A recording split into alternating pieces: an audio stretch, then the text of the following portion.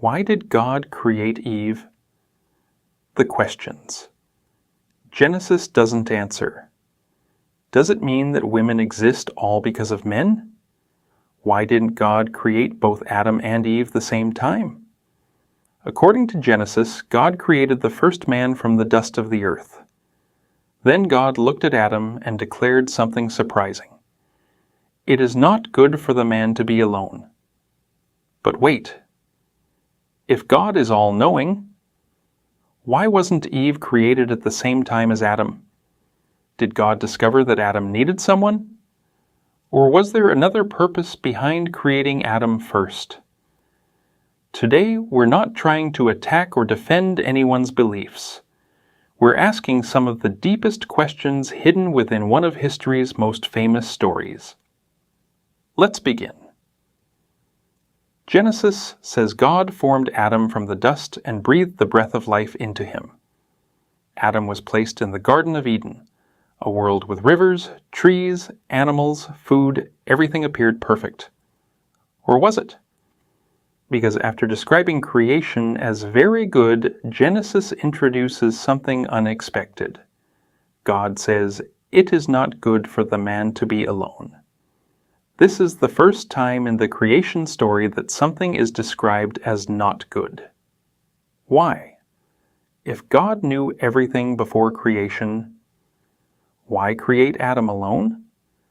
Why not create Adam and Eve together from the very beginning? Some readers see this as evidence that God was teaching humanity something about companionship. Others ask a more challenging question. Did God change his plan? Was Adam's loneliness part of the design, or did God observe something after creation? Before creating Eve, Genesis says God brought the animals to Adam so he could name them. Why? Was this simply an act of naming? Or was Adam meant to notice that every animal had a companion while he remained alone? If so, was God creating a lesson rather than solving a problem? Then comes one of the Bible's most famous moments. God causes Adam to fall into a deep sleep.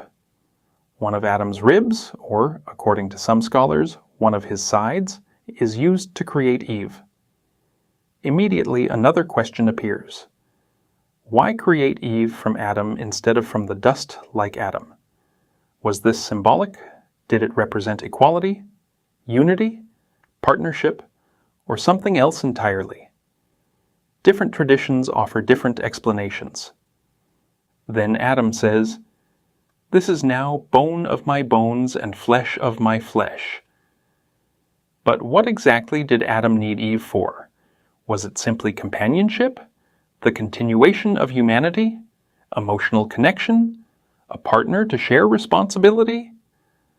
Or does the story point toward something deeper about human relationships? Some people ask an even more provocative question. If God said it was not good for Adam to be alone, does that mean God didn't already know Adam would need Eve?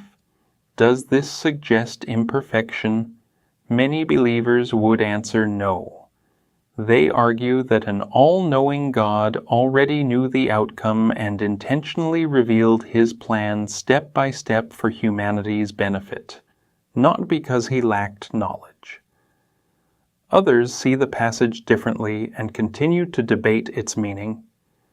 The text itself leaves room for interpretation. Another mystery follows. Why was the forbidden tree placed in the garden at all? If God knew Adam and Eve would eat from it, why allow the possibility?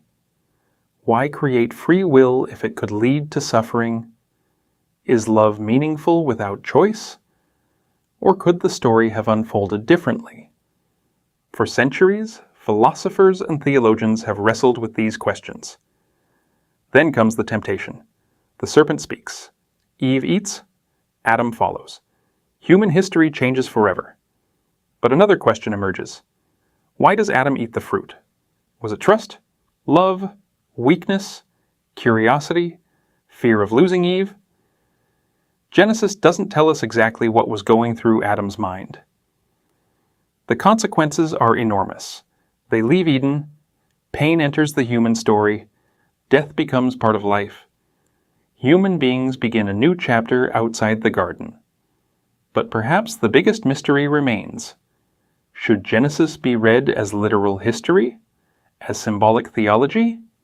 As an ancient explanation of humanity's relationship with God?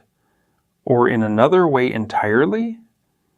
People have answered these questions differently for thousands of years. Whether you believe the story literally, symbolically, or somewhere in between, one thing is certain.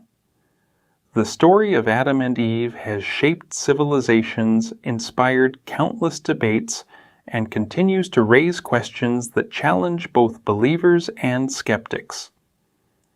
Perhaps the greatest question isn't simply how humanity began. Perhaps it's why this ancient story still captures our imagination today. So let me ask you, why do you think God created Adam before Eve? What does it really mean that it is not good for man to be alone? And what do you believe the creation of Eve was meant to teach humanity? Please click to subscribe. Share your perspective in the comments, and let's keep the conversation respectful.